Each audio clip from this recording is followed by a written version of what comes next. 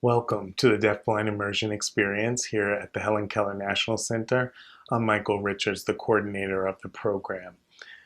One of the first things as we begin working with a individual is formation of the team. We really can't have our deafblind immersion experience without a team. And we've had anywhere from 2 individuals up to 6 or 7. And the team members can be a family member, a teacher, a job developer, job coach, home staff, all the people that would be relevant to the participants' well-being and training. Um, the One of the cornerstone philosophies of our program is person-centeredness and discovery. So we start that well in advance of our week-long training through our phone calls and meetings to really derive what works for that person, what doesn't work, what are their preferences. So that's really an important piece of our training and development with you all. And we focus on training in functional skills at home, at work, and in the community. The training is really a hands-on coaching for the staff and for family members. So working alongside you to develop best practices and techniques when working with the individual. And we are open to people of all ages. We have had individuals from high school transition age on up to seniors. And you'll note as I spoke about team, there is a nice photo there with the team on it, including the participant, a young man, his mother, his teacher, and the instructor at DBIE, Jessica, and myself. And we're all out enjoying a meal after a long day of training. So you should also know that our training extends from morning till late in the evening, providing all of the training that takes place in the day is supported through the evening activities. So for example, maybe planning a basic budget for what you want to go out and buy in the evening, or making a choice via your preferred communication mode about what you're going to eat or what restaurant you're going to go to, using a communication card at the restaurant or at the place of recreation, so that is all included in our deafblind immersion experience. One of the guidelines that we do use for our program is, in addition to person-centered planning and discovery, is the pre-employment transition services, PREETS, which is used in high schools, but we apply it to all of our individuals. And the 4 components of that are the job exploration, the work-based learning, the workplace readiness training, and the self-advocacy. And you'll see a picture here on this slide of one of our participants working with our staff, Jessica, at the Hilton Hotel Laundry, and that was identified as a preference for him because he liked the industrial machines that were there at that place, and he took a lot of time to explore those in advance of actually working. For job exploration, as I said, the process really begins before we spend our week together, and really discovery and ascertaining what is going to work best for that person. So we always start with the personal futures planning and discovery process, having a couple of team meetings to discuss those preferences and the experiences. And then once we do have that meeting, we'll be able to, Jessica and I and other team members sitting down to do the matchmaking for the job ideas.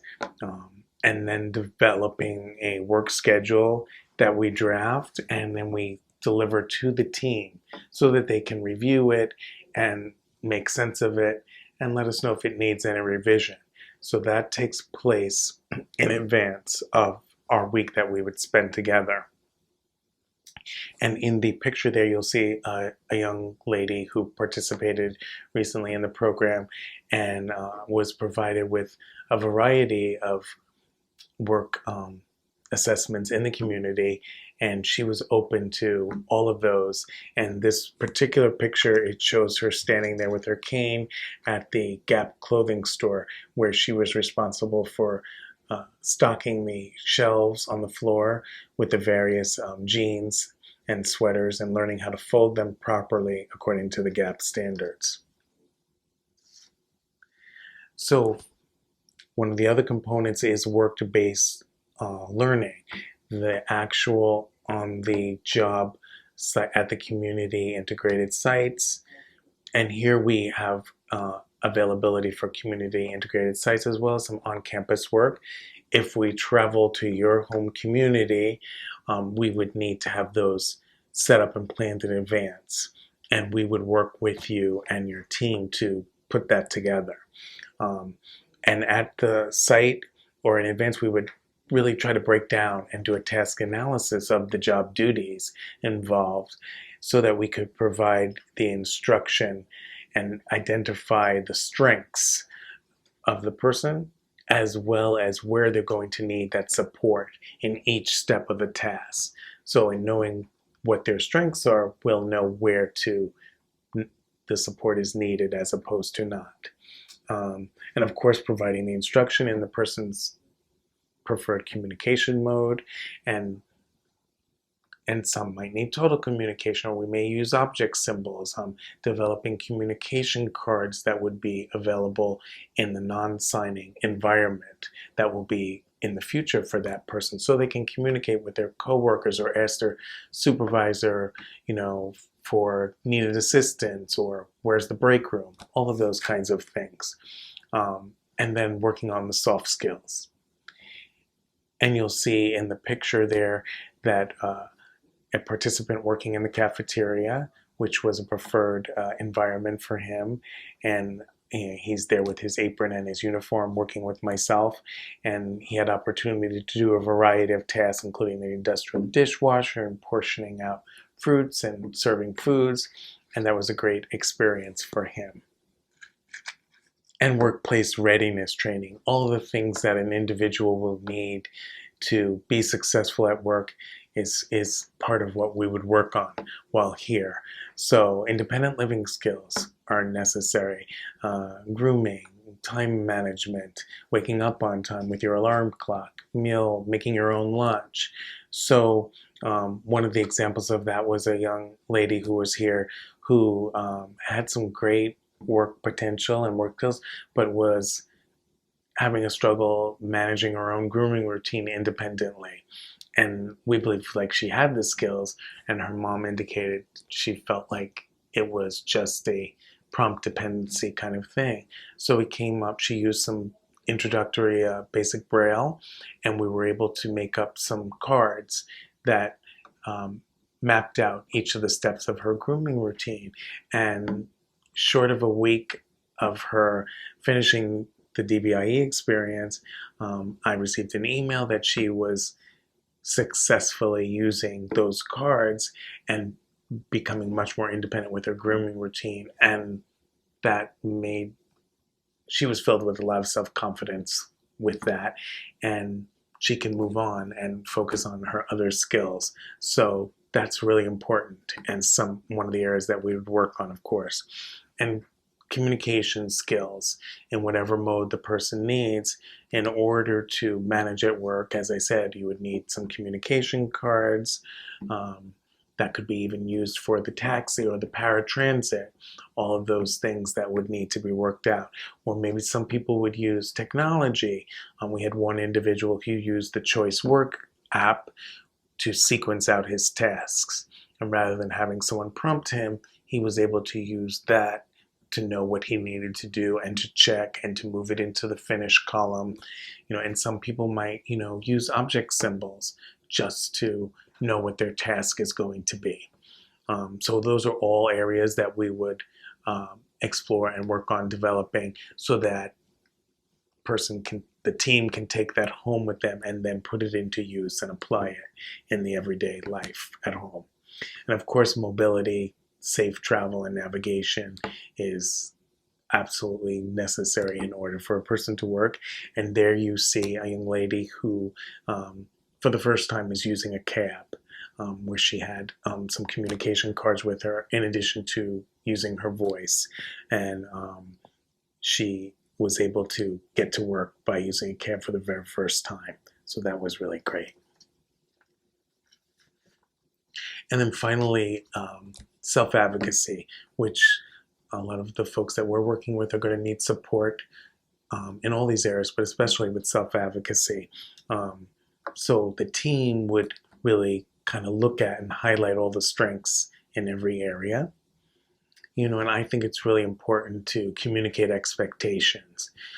Expectations will always yield positive results and confidence and continue strength and independence. So if you don't have expectations, that's not going to happen, and you're going to be left in, prompt dependency world. So communicating expectations will bring about results, and encouraging independence along the way.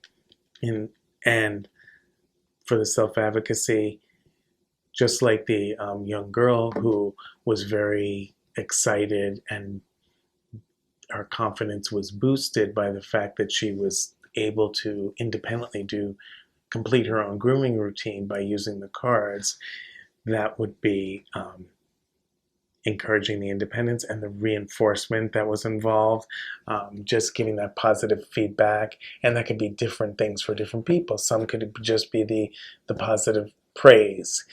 For others, for work, earning a paycheck, which will be new for some people. We had one individual who got a job when he completed the program and sent me a copy of his first paycheck and talked about things he was going to buy. So setting that up, and maybe that could even be making a money thermometer. Somebody has an item that they want that's $50, and then they can just see how the money is going up into that savings account. So all means of positive reinforcement. You will see in the picture there a young man who was participating in the program in the kitchen, and we were using a vibrating timer for the first time. And he was very excited. You see him with a smile on his face, as well as myself, because he knew that he would be able to know what time his brownies were finished baking by feeling the vibrating timer, as opposed to needing assistance with that. So that independence is self-motivating for some people. So, the other part of self-advocacy also will be using communication cards in the community to be a respected member, and getting what you want, whether it's an order at a restaurant or a transaction at the drugstore, whatever it be, but that you're being able to advocate for yourself and being a respected member of the community.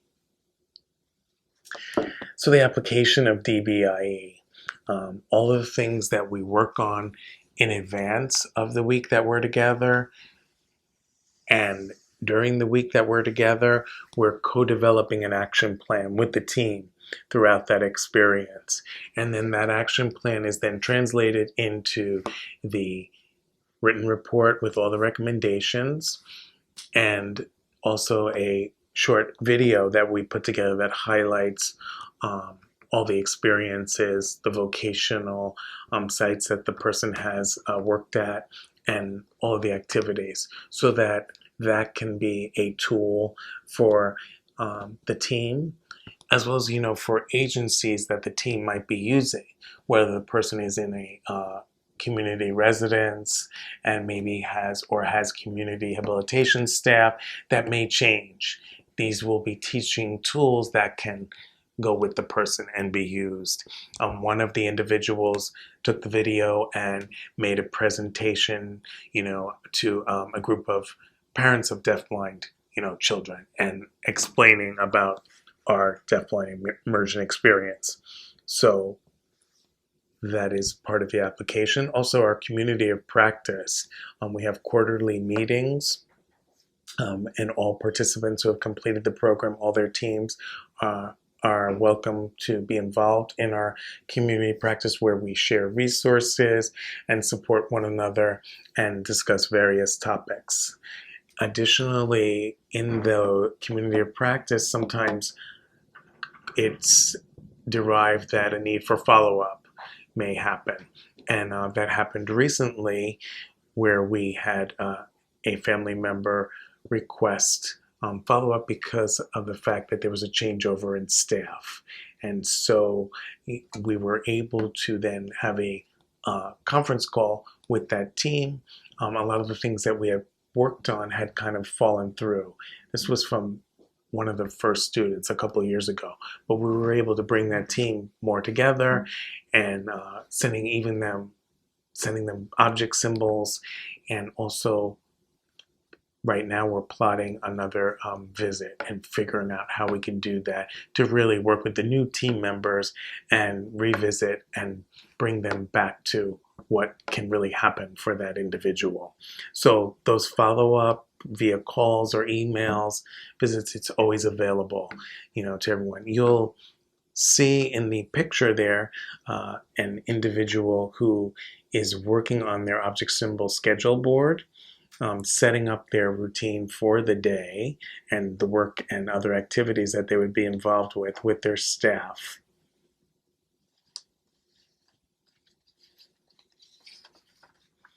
And finally, the acronym of TEAM. As I noted at the beginning of the session, nothing can really take place without the team. That's the only way that we would have success. And so the T for tackling trials together, the E for everyone's effort energizes, A, acknowledging another's assets, and M for measuring minute milestones.